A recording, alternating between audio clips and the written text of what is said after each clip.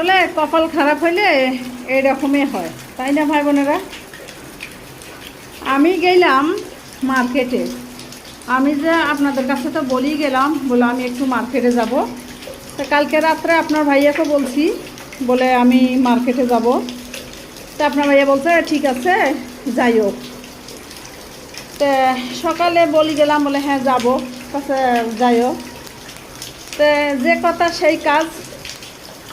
এখন গেলাম ভাই বোনেরা, আজকে যে রবিবার, আজকে যে মার্কেট বন্ধ, আসলে এটা আমি জানি না। তো যেই আমি মার্কেটেও গেছি, মার্কেটের দরজার সামনে গেছি, দেখি বন্ধ একটা দোকানে। আল্লাহ ভাইরে জিজ্ঞেস করলাম, ভাই বলতো আপু আজকে তো মার্কেট বন্ধ, রবিবার করি। কি আর করার আছে ভাই বোনেরা। পরে লাস্টে একটু টুকিটাকি বাজার করলাম।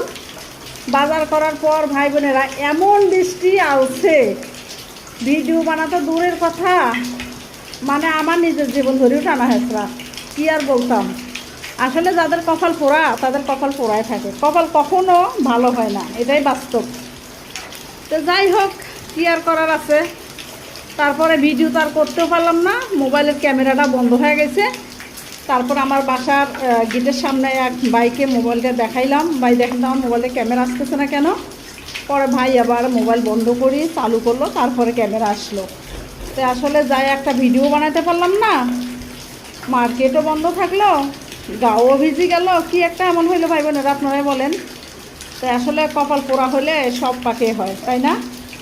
তো যাই হোক, আপনাদের কাছে একটু করে শেয়ার করলাম। ভিডিওটা ভালো লাগলে লাইক দিন, কমেন্ট করেন।